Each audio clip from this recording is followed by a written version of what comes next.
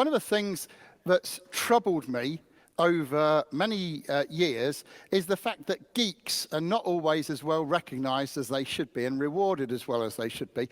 And part of the reason I think for that is that they don't always speak with power and clarity. And that's why I've put this presentation together. Here's the agenda for our short time together, and this is just as applicable to everybody online as it is to people in the room. I want to give you a little bit of a background. I'd like to talk about the issues around geeks speaking, and talk about how nerds need to be heard. And what I've done is I know that as geeks and nerds, we like to follow rules. So if you're into a programming language, you get to know the syntax and you understand what to do. So what I've done is taken powerful presentations and boiled them down to 7 power presenting protocols to follow. So it's like 7 rules to follow. And if you follow them, you get to give great presentations. Now, one of the things I like to do is make things interactive. And so all the way from Mexico, I've bought the red Berry Milky Way. Now, I'll just give you some cultural differences. In England, a Milky Way has no caramel in it. It's just the nuggety bit, and that's it. But in America, a Milky Way is the toffee or the caramel on top and the nugget underneath. This one's a special one. It's got red berry nugget underneath. Woo, I hear you say, okay. And these are not fun size. These are the full size ones. And so I want to encourage participation. And if you have any questions as we go along, feel free to ask. And you get a red berry Milky Way. Or if you answer a question, maybe I'll ask a question and you'll answer it. You'll get a red berry Milky Way. So that's the agenda, looking at the background, the issues, how nerds get heard, and then the 7 protocols. How's that? Is that all right for everybody? Do I have permission to go ahead? Okay, let's jump in. All right, so what are the issues? Well, the issue that I've found, I've worked in several kind of commercial telecoms companies as well as open source companies. The issue is that companies love geeks. They put them in a corner of the building, usually in a darkened corner where the curtains meet, and they get to pizzas on a Friday. They get to do in-jokes and stuff. But even though they're reasonably well looked after in terms of their terms and conditions, round the corner is the salesman. Now, I appreciate that Ron Burgundy is not a salesman, you know, he's the anchor man, but there's the salesman with their expensed company car and everything. They're really well looked after. And I started thinking to myself, hang on a minute, who is it that makes all this great stuff that they're out there selling? Why, it's the geeks. It's the geeks in the corner making and supporting it. And I started thinking to myself, well, you know, the geeks are doing it, but the salespeople are out there, and generally speaking, those geeks are paid less than the salespeople. They're recognized less. You know, you get little company meetings where they recognize all the salespeople for doing their great numbers and stuff, and you don't always get that for the geeks, and they're rewarded less. And so I'm not trying to take anything away from salespeople, because theirs is a skill in and of itself, and they're absolutely necessary. But I want to see geeks being more, doing more, and therefore achieving more success, whatever their individual definitions of that emotive word success really is. So, why do nerds need to be heard? Well, situations like this, I call it a G to G meeting, this, geek to geek. You know, there's a geek on the stage, there's geeks in the audience, and it's fine, because the audience appreciates that the geek knows what they're talking about, and that is important. Knowing what you're talking about is definitely important. However, it's not exactly the same thing as being able to communicate what you know with power and passion. And so, presentations in the real world, outside this bubble, outside the G to G sphere, often involve non-technical audiences. Job interviews, for example, are often with a non-technical audience. Oh, almost did it, yes. So a lot of engineers, a lot of technical folk are like that. They want to rip the box open and get on with it. But did you know there are people in the world that will carefully open the box, remove the and entirely read the manual first before they do anything else? Now, they're not wrong. They're just different. And when we prepare a presentation, we need to think about the fact that our audience may well have a different learning style to that we have. And so we rush in like a bull at a gate, wanting to do the things. Actually, we should walk in the audience's shoes, shouldn't we? By the way, that Night Live. Now, he said this. He said, if you're going to criticize somebody, you should really walk a mile in their shoes first. because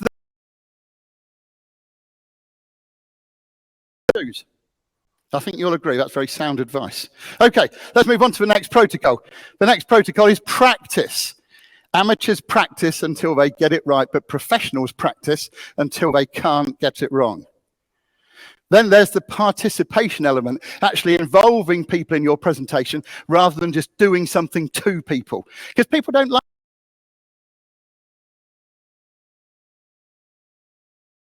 that as well. Then there's the actual performance, delivering the presentation itself. And an often forgotten part in the drive-by presentation is the event follow-up. How do you know that your presentation had any good effect? How do you know that people's behavior got changed? We need to address that too. So how frustrating it is when you see this kind of screen, you see the buffering screen, because your connection is just not good enough. Let me suggest to you that your rapport with the audience is your connection.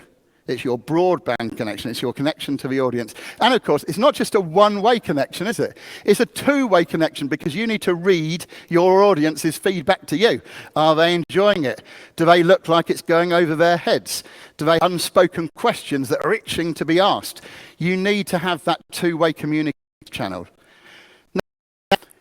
This is being delivered in person and remotely, and I wanted to drop in a few remote presentation tips for people as well.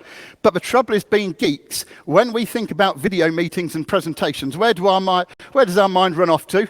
To the and the gadgets, and we start thinking about the frequency response of the microphones, and the motion of the and the framing of the shot, and all that kind of stuff. And all these things, of course, very, very important, but they're not quite as important as the meat of your message. So things like video quality, audio quality, lighting, framing, bandwidth, and of course the platform you use, SignalWire being the ideal one. All of these things are very important, and you need to get them right. However, and it's a very, very big however, we really want a powerful and potent message. We want some meat in there. So when thinking about video meetings, let me just throw a few figures your way. During a face-to-face exchange, you know, if you were in a queue and you needed to use a photocopier and you were talking to people, when you talk to people face-to-face, only about 7% of the communications is actually in the words themselves. You know, I need to use the photocopier or whatever it might be. 38% of it is actually the way the words are said, you know, with the emphasis you give them. And I'm sure, of course, with a number of you being Americans, you'll understand the inflections that can go on around the word dude that make it mean different things. Where you go, dude, or dude, all that kind of stuff. Okay, so the way you say the words are very important. And then 55%, the majority of the communication, is totally non-verbal. So it's not even the words or the way that they said, it's the body language, it's the facial expressions. And when we're doing video and you've got that little face in the box rather than the full screen, we lose some of that. So I think we could agree we're not getting everything.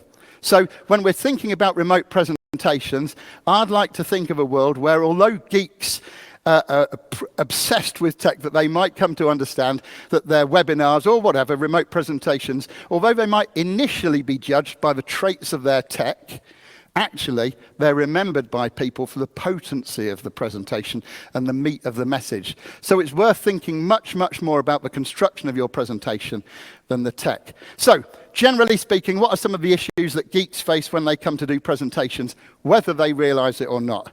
Being way too technical. That's one of the things that geeks do all the time. They're talking to a general audience and they get way too technical. Generally speaking, you can bring up the technical level at least two layers from where you were. Because let me ask you a question, and you can answer this by nodding your head or shaking your head. Is it better to carry the majority of the audience with you and let the really technical people ask their technical questions near the end, rather than boring almost the entire audience by being technical? Is that good? That guy shook his head properly, so I'm going to try not to damage your laptop with this flying Milky Way, so I'll try and go to one side of it. Oh, okay, sorry, just didn't quite make it. Thank you for agreeing there. So being way too technical is one of the problems. A lack of a connection with the audience, and that's because geeks just think about getting there and dumping their presentation and getting out of there. They don't think about opening the rapport, opening that communications channel with their audience. And if you don't open it, okay, you're not going to get that level of communication. I'll give you a real life example. I won't name the company, but I once sat on the receiving end of a 3-day, very technical class about Tetra, the Tetra radio system. It's used in the UK by the emergency services. If you've heard of, I've forgotten the name of the, Nextel. Yeah, if you've heard of Nextel and IDEN, it's that kind of technology. And I sat on the receiving end with about 20 other people of a very technical training class about that. On the 3rd day, somebody plucked up the courage to ask a question, because the way the trainer acted and his whole demeanor didn't really welcome questions. He hadn't opened up the channel. And so people could have got a lot more value from that training if the trainer had taken the time to open the channel and allow two-way communications to take place. Then there is the awkward pauses that sometimes fill a technical presentation. We need to be careful of those. And if it's remote, then you could have video conference fatigue. This is because you're trying to get a look at the people's faces to read their expressions, and there's too many of them and the picture's too small. Now, of course, that happens on a lot of video platforms, but not on a thing called SignalWire. I'm going to put that in there because I've worked with the SignalWire guys. I've used the technology. I know it's excellent. And it's not just the case that you can, have control of who's in the big picture or who's in the 2 big pictures or the 4 big pictures. Inside SignalWire, there's karaoke. There's the ability to play in funny video clips. You can do all sorts of amazing things that really change the dynamics of a video meeting. So I don't think that in SignalWire you're likely to suffer with that kind of fatigue. Okay. So what do we need to do? Well, all of the answers to the questions on how to make your presentations great are contained within the 7 protocols and the magical factor. And the magical factor is not a secret. It's the rapport part. It's the engagement part. It's the connecting with the audience, drawing them in and encouraging them to participate part. So let's have a look at some of those protocols. Here's the first one, the purpose. So the purpose is all, and by the way, in the book, there's a whole 3,500 word chapter on each of the protocols. So there's obviously a lot of depth underneath this. I'm giving you the headline news here. So the purpose of your presentation, agree the desired outcomes. Just write them down. By the end of the presentation, the audience will be able to use the new software, understand the new working practice, whatever it is. In your mind, try and visualize the people doing what you want them to do, and see if you can hear them and see them doing what you want them to do, using the new software, using the new telephone system, or whatever it might be. So why are you doing it? Is it to advise, educate, or train, or is it to entertain? Just a quick tip, always try to entertain. Now, you might say, well, entertaining people doesn't come naturally to me. Everybody has their own style, and you can find a way to do it. I'll give you a quick example. I was delivering some presentation skills class in a technical company. One of the people on the training was the facilities manager. In other words, the guy that makes sure the doors open and shut and the building's all in order. And he was not naturally a humorous person. Let's just say that. And I wanted him to do some kind of introduction that would make people laugh, and this is what he did. It was quite fun. He sat on the edge of a desk, and I don't have a desk handy, so I'm going to use a chair. But the way he started his presentation was like this. He said, would anybody like the afternoon off? Everybody put their hands up and said, yeah, we'd like the afternoon off. He said, in hospital. Because that's where you're going to end up if you don't follow what I go through in my presentation about the new health and safety procedure or whatever. So he threw in just a little bit of humor just to get people going, which was nice. So, tip, begin with the end in mind. Think about what the outcome you want from the presentation is before you get anywhere near a computer to start hacking about on your slides. That's the last thing you want to do. Yes, you might need to do it, but you do that last after you've considered the 7 protocols. The next one is the planning protocol. Plan. Consider the beginning. Do you remember in the 80s where tacky pop songs faded in? Let me do it this way. Faded in, did their thing, and then faded out. Okay, that's what some presentations do. They don't make a big bang at the beginning, and at the end they whimper out with, anybody got any questions? Oh no, okay, so it just sort of whimpers out. You need to think about the beginning. You need to grab the audience's attention, and in the middle of the presentation, you can use the power of three. I don't know why, but threes work very well in presentations. I don't know why, they just do. Threes are very good. And so use the power of three. So have three key messages. You can break those three key messages into three sub-messages in each section. Finish with a bang, not a whimper. And I already said it, but repetition is no problem. Repetition is actually the mother of learning. However, I know it's the distant cousin of boredom as well, so I try not to do it too much, but you've got to have some in there. Structure, consider the audience's technical level is what I wanted to repeat, and there's a tip at the bottom, structure for recall, okay? So there's keys to people's memories. We don't have time to go through everything now, but I'll just tell you, if you want to write these down, it's F, L, first and lasts, outstanding things, repetition, and things that you already know. Those are the 5 keys to people's memories. For instance, you remember your first day in the job and your last day in the job. You don't generally remember every single other day in the job. You remember the beginning of the film, the end of the film. You don't necessarily remember everything else in the film unless there was a repeated scene, or it was outstanding, or it related to something you already know. So if part of the film took place in Mexico City and you're familiar with Mexico City, you might remember that bit. There are keys to people's memories, and you can use them to structure your presentation for maximum recall. Then you prepare by thinking about the learning style of your participants. Now, in the sphere of video conferencing, as I mentioned, we lose a lot of information. A lot of information just goes by the wayside because we can't see everybody's faces necessarily. We can't always get the non-verbal communication from them. And so what we can do is try to appeal to their emotions by actually using phrases like, so, you know, you can talk to them about the new product and say, how do you like the sound of that? Okay, do you see what's happening there? You're appealing to their other senses. Or, how does that appear to you, Frank? In other words, you're appealing to their to some of the senses that they're perhaps not using in the middle of the presentation. So, appeal to the emotions. How do you feel about that? That's the new working practice. How do you feel about it?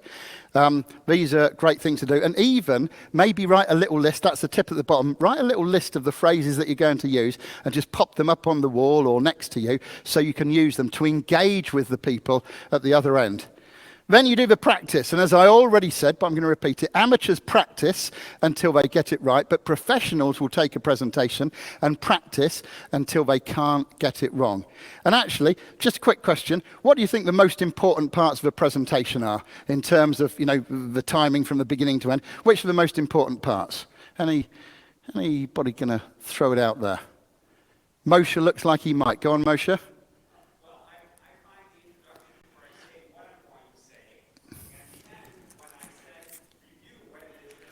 Yes, the beginnings and endings are very, very important. Did you know that in an ad break on the TV, the first ad and the last ad are the most expensive slots to buy? Did you know that?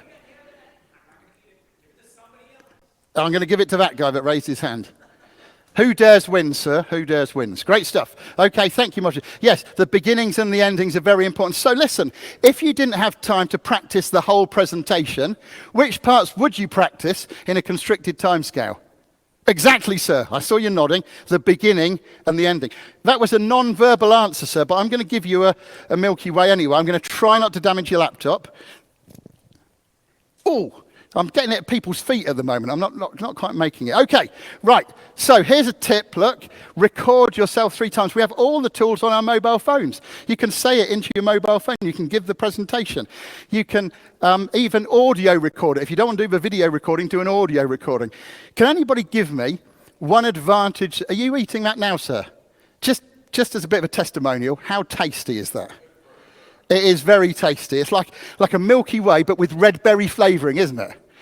There's a definite very good from that man just there, top class. Okay, let's come back to the nature of the presentation here. What advantage do you think you get from actually recording yourself doing the presentation? Going to give people a couple of opportunities. Just shout out an advantage.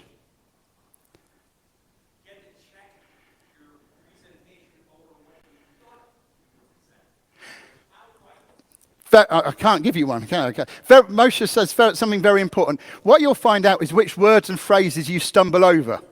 Because let me let you into a secret. Those people that look at their PowerPoint and think, yeah, I'll say that then, and then when this slide comes up, I'll say that.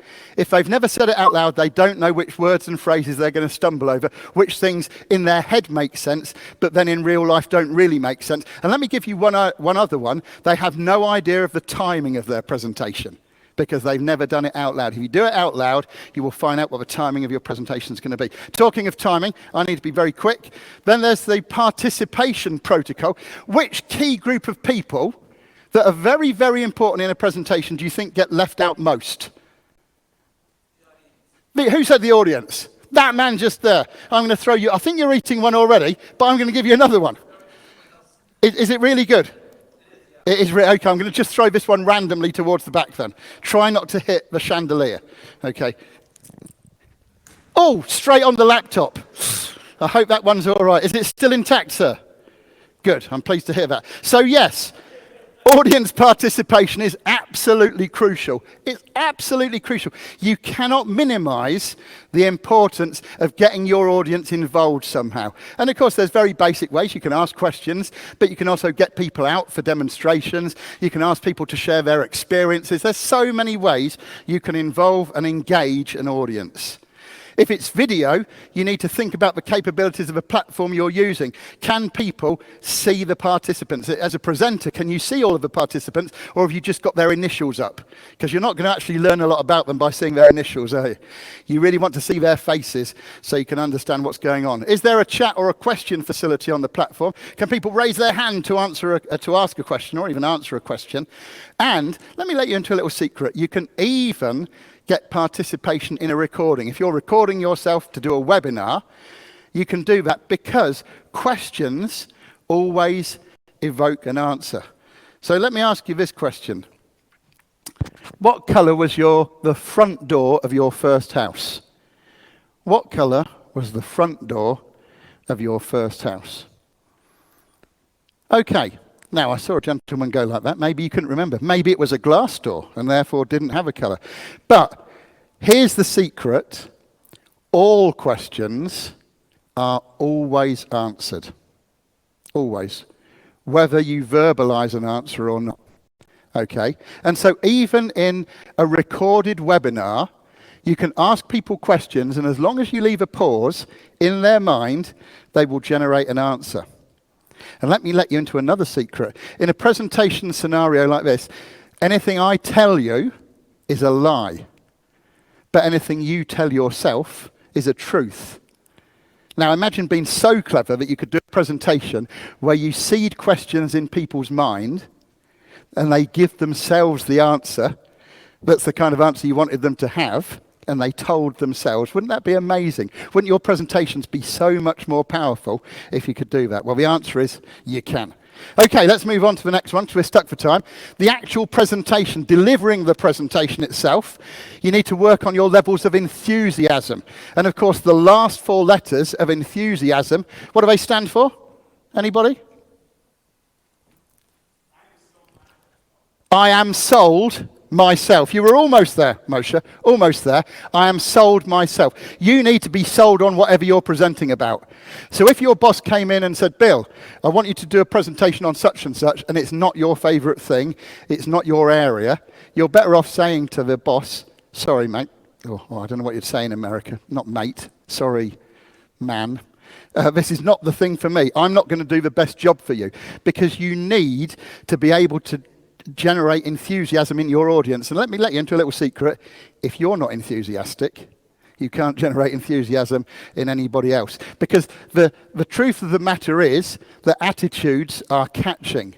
So you need to deal with your nerves, because if you're uneasy, it will make your audience uneasy. Has anybody ever seen an uneasy presenter? Did you catch the vibe? Did you feel a little bit uneasy for them? And it's not just in technical scenarios. It can be in a best man speech or wherever. But you get the vibe and it kind of transfers to you. So when you're giving a presentation, make sure it's something you can really be sold on, really be enthusiastic about it.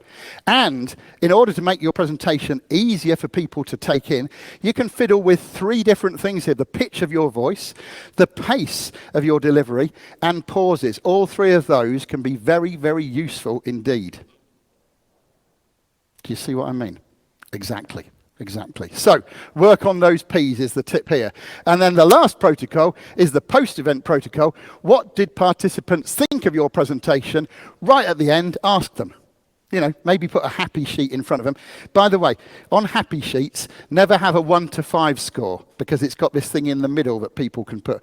Always have it as an even number, like 1 to 6, so it forces people onto one side or the other. But of course, the happy sheet is only one level of evaluation. You really need to find out what they learned, and also if somebody asked you to make the presentation, you need to go back to that person that asked you to make the presentation, not immediately after, maybe a week after, maybe a month after. Has the new working practice been adopted? Has the change in attitude occurred? These are all very, very important things. Okay, so let's talk about rapport very briefly. It is the magical factor. If you can find within yourself, and by the way, using those 7 protocols forces you to start creating rapport. Okay, so the purpose level, you've got to ask the person that asked you to do the presentation what it is they want. So you're talking to somebody. Maybe you can talk to a member of the audience before you get there and say, listen, I'm planning this presentation. What do you think? You know, it forces you to go through these things. Each of the protocols reinforces the creation of rapport. And you want to make audience engagement a thread as you consider each protocol. And then you will never suffer the buffering issue because you'll have a friendly audience who are on your side. They'll be feeding back to you with their faces, maybe even their questions. Maybe you've lowered the bar enough for people to ask questions whenever they want. And the presentation will be so much better for it. Okay, so I'm nearly finished. But before I absolutely finish, I welcome any questions that you might have. So this is an opportunity if you've got anything that you'd like to ask. Don't feel you have to. Don't manufacture one if you haven't got one. But if you have got a question, you'd be very welcome to ask it now.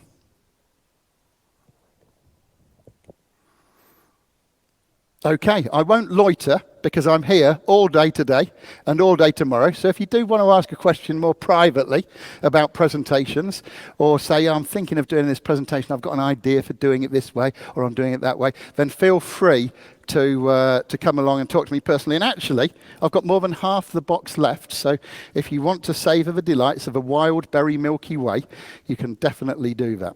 Okay, so let's summarise then. And by the way, this is a presentational tool to use, because have you noticed how presentations kind of whimper down at the end when there's no questions? That's why I asked if you've got any questions now, because now I can summarize and tell you what the key points of the presentations are. So although geeks love their tech and it is very important, really you've got to begin with the end in mind and think about the contents of your presentation rather than the slide deck and the things you're going to use. Make sure you weave engagement into every phase of the preparation of your presentation. And be remembered for the right things, for the potency of your presentation and the meat of your message. If you want to learn more, you can go to letthegeekspeak.com/free report, and you can get a PDF from there. It's called 7 Ways That Geeks Sabotage Their Own Presentations. And there's some lessons in there about what to do about it. If you want to follow me on Twitter, it's @DDuffett. And so it's been a pleasure talking to you about the art of giving presentations. And it's a pleasure explaining those 7 protocols because they're all very important. But most importantly, I know it'll be a pleasure for you when you apply the protocols and reap the rewards of being a geek that can speak. Thank you very much.